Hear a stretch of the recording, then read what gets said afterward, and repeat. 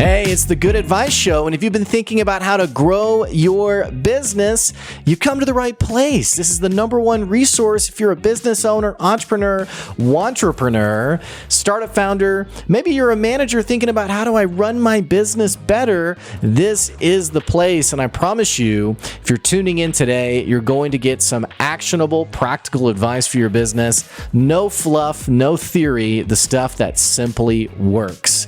It's all on today's show. And also, if you enjoyed today's show, don't forget you can check out our podcast where we put every show over 300 episodes. It can be found anywhere you listen to podcasts. It's just called the Good Advice Podcast. We're on Spotify, Apple Podcasts. Again, anywhere you listen to podcasts, you can check out a treasure trove of awesome content there.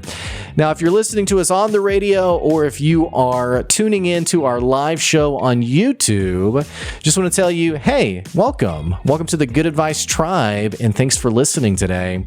Before we get into today's content, we got a quick word from one of our sponsors coming to you right now.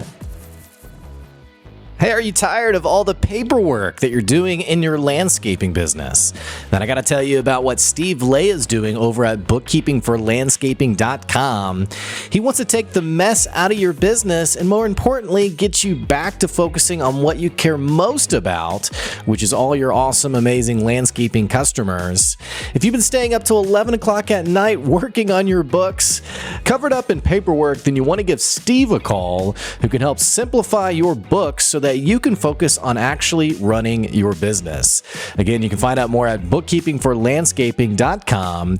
That's today's sponsor. Enjoy the show. We're going to be talking today about really what matters to every business owner out there. It's not just money, it's not just sales, but really, how do you get more sales? How do you make more money for your business in a way that simply works? And more importantly, you don't have to sell your soul doing it. A lot of times I talk to different business owners who they want to grow their business. In fact, most business owners I talk to, they genuinely believe in the product that they're selling. They really believe they have something valuable to offer, but they don't like the idea of being the used car salesperson.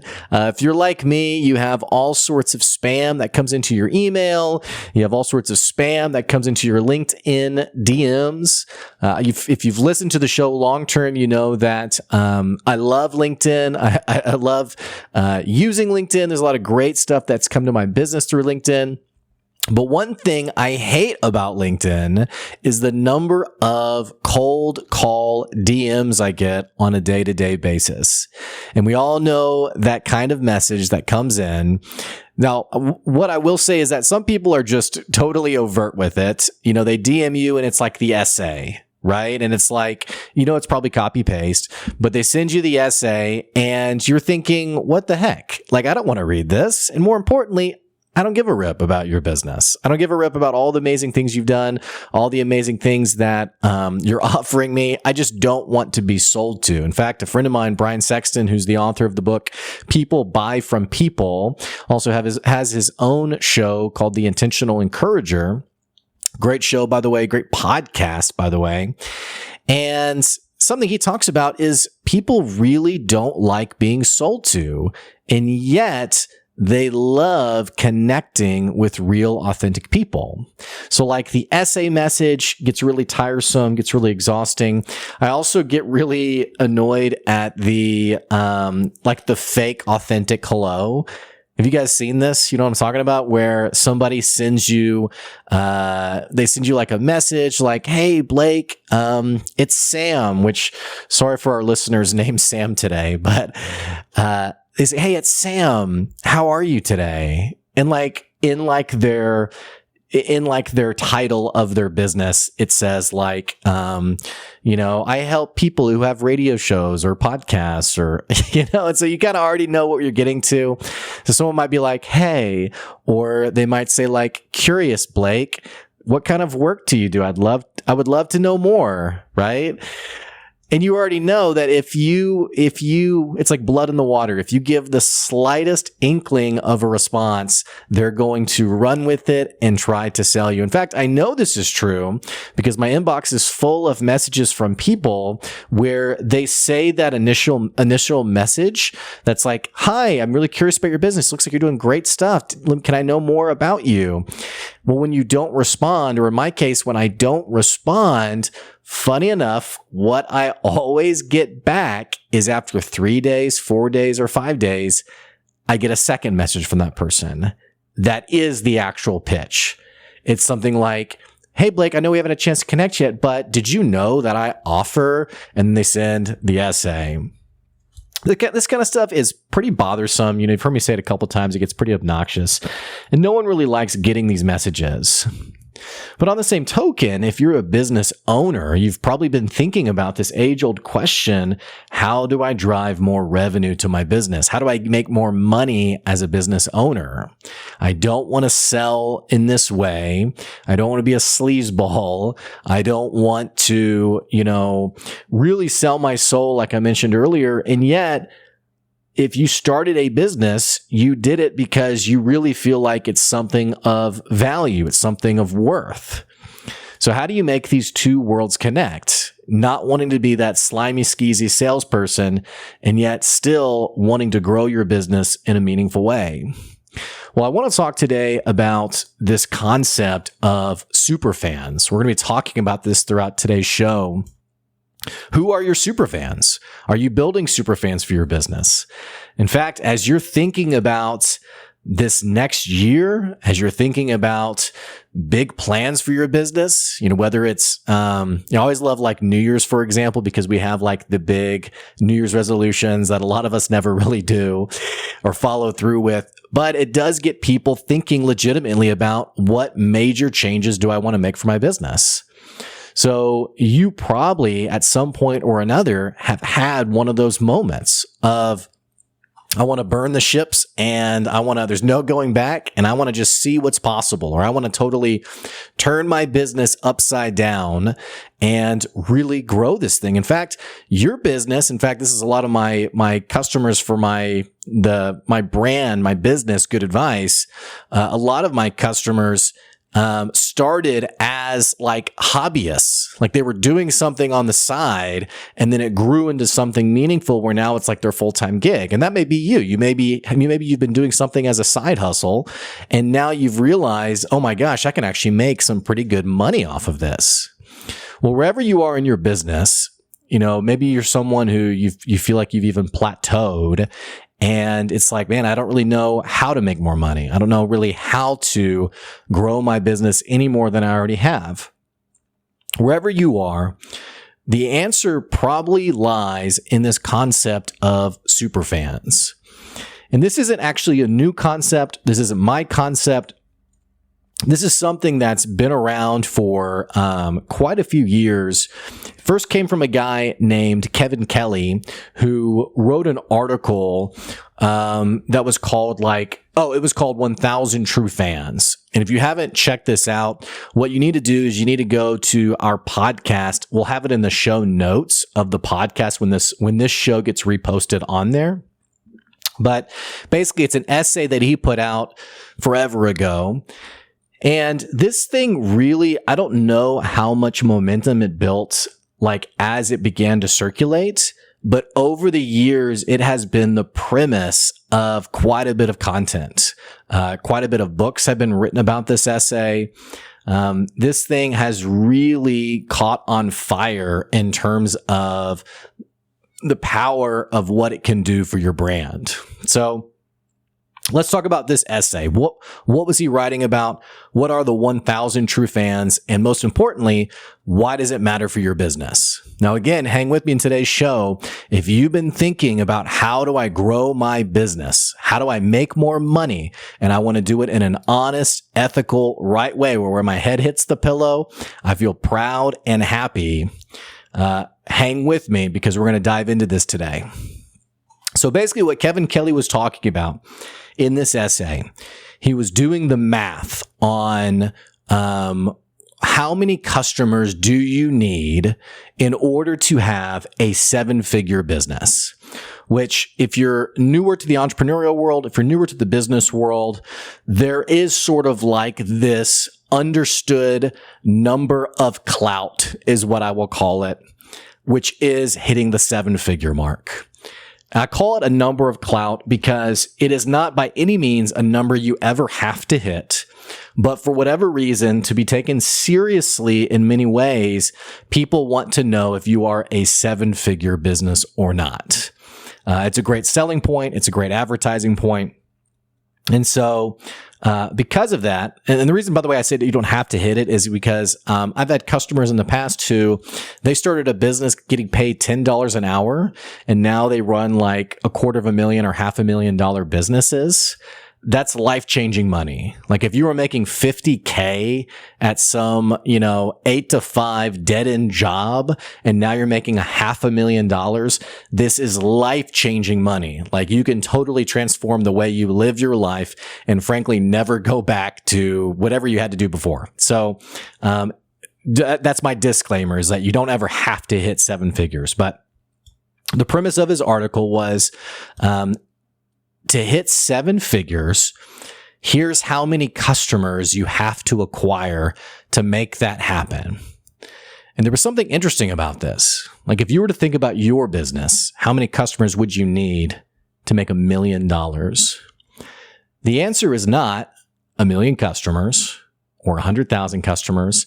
It's not even 10,000 customers. The math that Kevin Kelley figured out is that you only need 1,000 customers. And it's not just 1,000 customers, it's 1,000 true fans. With our Good Advice brand, we've called this building your 1,000 raving fans, your screaming raving fans. People have published books where they've taken other terms about this. Superfans is another example. It's the premise of our show today. And I want to talk about this because this concept, when you begin to understand it, it's naturally intuitive, but so few people are actually doing it. Okay. So understand something here. When we talk about your 1,000 true fans, when we talk about a fan of your business, we're not talking about someone who buys from you once and then moves on. We're not talking about someone who sees your product or service as mundane or average. And the takeaway from this isn't, hey, yeah, go have a product that's just outstanding, because we're often our biggest liars to ourselves. I mean, I remember there was a guy who was selling journals, and he was showing me the journals and was sort of pitching them to me, being like, yeah, aren't they great? And I said, well, why would someone buy this journal over like your main competitor's journal? And he was like, well, they're better. And I was like, well, how are they better? And he's like, they just are. Like the quality's better. This is better. And I was like, yeah, but if your customers don't realize that, like I know you think it's better, but if your customers and if their experience isn't better, then they're not going to think that, right? So understand something for a second here. When we talk about building your raving fans, your super fans, your tribe of people who are ravenous about your brand, we're talking about people who not only just buy again and again and again, but also who are your biggest advertisers for your business. Word of mouth, despite the fact that we live in an incredibly digital age, word of mouth has never been stronger. The power of the referral has never been more powerful. And so for someone to not just like your product, but to post about it on social media, and it's an authentic post, it's not a post that you paid them to post. They're authentically posting it because they love the experience they had with you. For someone to share something like that, for someone to be at a dinner party or a family get together or a gathering of friends, and someone says, hey, what should I do with, and that person obnoxiously, blurts out, oh, well, you have to buy this. In fact, I actually forgot about this. When I was younger, I was a server at Chuy's, which if you've never been to a Chuy's, it's a Mexican restaurant or a Tex-Mex restaurant. And this was like a dream job for me. I loved working here. The food was amazing. One of the things I loved about the food was, by the way, this episode is not the show is not sponsored by Chuy's. Maybe it should though. Maybe I should call them. But one thing I loved about Chuy's was a few things. One, all the food was made to order, so nothing was ever frozen, ever. And everything was always made the day of. The second thing I loved about it was they had a walk-in refrigerator with all fresh ingredients. So like you don't get like a prepackaged bag of lettuce. Everything is literally made right there, right? So I loved that. The third thing that I loved was anytime a mistake happened, pretty much no questions asked, the manager would always comp the food of the customer. In fact, I remember a time there was a customer. So where I live, there's like this big concert venue behind Chuy's. And so there will be people who come to Chuy's before they go. You're going to come eat, maybe get a margarita, what have you. And then they're going to go watch the show at the concert. Well, so what happened was, there was a family that came to eat, and it was like a husband, a wife, and like 2 kids. And they ordered their meal. Food comes out. And as I'm putting the food on the table, I think it was the husband, was like, oh my gosh, hey, I realized I left our tickets at home for this venue we're going to after. Like I left my concert tickets. So, can you take this back and like put it under like a heater or something? And, I'll be back in about 15 minutes. I'll eat it. And then we'll go to the concert venue. And it's like within walking distance. The venue is not his house. I don't know where he lived. So I was like, yeah, sure. No problem. So I take the food back. I take it over to like the heating area, like the resting area before the food goes out to the table. And our GM was like, hey, what's up? What are you doing? And I was like, well, hey, and I explained the situation to him. You know, I'm like, this customer, they have to go get their tickets, yada, yada. They asked me just to leave it here. Is this okay? Is there like a better spot? And he basically says 2 things. He says, one, go ahead and put it in the back for, the employees can eat it. 2, let me know when he gets back and we're going to make him a new one. Which kind of threw me for a second because I was like, well, I mean, there's nothing wrong with it. I mean, he said he'll be back in about 10 minutes. So, like, why would we make a new one? And the GM said, it's important to me that he eats his food hot and fresh. So let's have that go to the back for the employees to eat. And when he gets back, let me know and we will make it fresh for him. That right there was someone who understood the customer experience.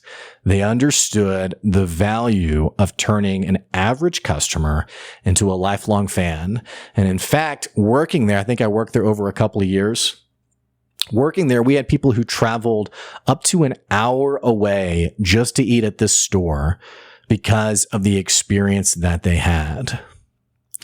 So when we talk about your raving fans, your true fans, your super fans, there's more to it than just, I don't know. I feel like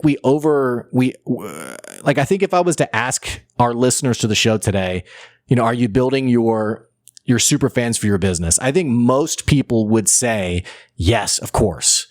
Like, I think if I asked people, hey, are you providing a truly unique, valuable experience? I think many people would say, yes, I am. However, of those people, very few are actually creating a meaningful experience. Very few of them are actually creating something that transforms the average customer into a lifelong fan of your business.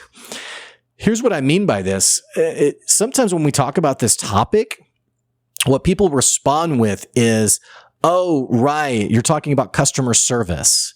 Oh, right, yes, I deliver great customer service.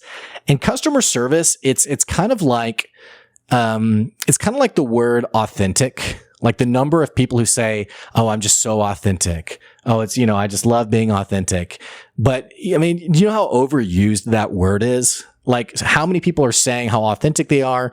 And then you finally come across someone who actually is genuine and authentic. And you're like, aha, this person actually is authentic. But we love to say how authentic we are, right? The same thing's true for customer service in business. We all love to talk about, oh, I give great customer service. In fact, it's actually one of the most commonly answered responses that I get when I ask, why would someone buy from you versus one of your competitors? One of the most common responses I get is, oh, well, we give great customer service. And I think about this for a second. I think about how many places have I had a truly memorable, life-altering experience? Like, how many businesses have I had an amazing experience with? I can think of, out of hundreds, maybe thousands of businesses that I've interacted with over the course of my life. I can think of maybe 5 experiences that were just incredible. Like, wow, how can I be, can you hire me to be your hype man because I am going all in on this brand? And similarly, I could think of probably 3 or 4 that I would never, ever, ever, ever, ever do business with again. And from the moment of the offense, I said, I will never do business with you again. And years later, I still have not. So, I don't know. I mean, that's people you interact with, your customers. They're going to either be someone who hates your brand, they're going to be someone who they're like, yeah, that was fine, or they are going to be someone who adores your brand, who loves your brand. So we don't have much time left in the show. Let's talk about how do you actually create these superfans. The first thing you got to do is you have to be intentional on the customer experience. It's all about elevating the customer experience to provide an experience that someone gets from buying you that they don't get elsewhere. So here's an example of where this gets messed up. I knew a customer of mine who would sell people on a service, and the service would not be delivered until 30 days later. And between the purchasing of the service and getting the services delivered, that 30-day gap, his customers would hear nothing from him. So imagine you're a customer, you spend $1,000 on a product, it's supposed to be delivered in a month, but you don't know that. In fact, you swipe your card and you hear nothing. Now, this person I was working with wasn't intending to come across as sleazy or I got your money and I ran, but he had so many other things that he was dealing with that he hadn't put his time and effort into it. So it's not just about responsiveness. It's also about under promising and over delivering, which some people, I'll just be honest, they're so desperate for the sale that they start to loop in all the outcomes, all the perks. And then what ends up happening is someone's expectations are now so high that it becomes incredibly difficult to make them a lifelong fan. And then the most important thing, guys, it's simply understanding the concept of being intentional. Like, let's tie this back in with my remark on being authentic. There was a guy who was, we were talking about how he could stand out in his insurance agency business. He's like, what do I need to do? How can I stand out? Like, I feel like I'm in this business that is so mundane. People swap insurance companies all the time. And I was like, yeah, you're right. It's incredibly mundane. People are often looking for the cheapest cost. Here's how you can stand out. People only hear from their insurance agents one time a year. And it's the time that the current contract is up and it's time to re-up for the next year. So the way you stand out is you need to be giving your customers handwritten letters, not the stuff that comes in the mail, like the pre-printed birthday card you get with like, even the signature is like stamped on there. Like, go get an actual card, buy it from Walmart, write the person's name in it, and write an actual card. Thank you for your business this year. I tell this person to do this. We connect a little bit later. Hey, did you ever send those cards? Man, no, I just didn't have time for it. See, therein lies the problem, is we think that superfans, like, we're such a culture that is so interested in the biggest outcome from the smallest amount of effort. And it's just not how it works. A great marriage isn't built from the most minimum amount of interactions with your spouse. Great friendships aren't built the same way. And your customers who doesn't matter if they're ever your friend, doesn't matter if you ever have a personal relationship with them or not, but your customers will never buy from you a second time if they feel transactional. And worst of all, it's not just about them feeling transactional. It's about how they view your brand. And I'll go ahead and tell you, what you charge is directly tied to how people see the product that you offer. People who come on the show, I have people on the show several times a year. In fact, we have probably about 60, 70, 80 guests on the show per year. Everyone always gets a handwritten card from me at the end of the year that says, hey, thanks for coming on the show. Thanks for talking about this. It made a big difference, and I so appreciate it. So, having said that, we're out of time today. If you want to catch more about this topic, you got to shoot me an email, blake@goodadvicecoaching.com. You can also follow me on pretty much every social media platform. Even though I ranted and raved about LinkedIn, I'm most active there. It's linkedin.com/Blake Benz. You can find me on YouTube, Instagram, Facebook, pretty much everywhere you listen to stuff. And don't forget, if you love today's episode, you got to check out the podcast. 300 plus episodes. It's a treasure trove of content. You can listen to it anywhere you listen to podcasts. Just look up the Good Advice Podcasts. Having said that, thanks for tuning in today. We'll catch you later. Have a great week.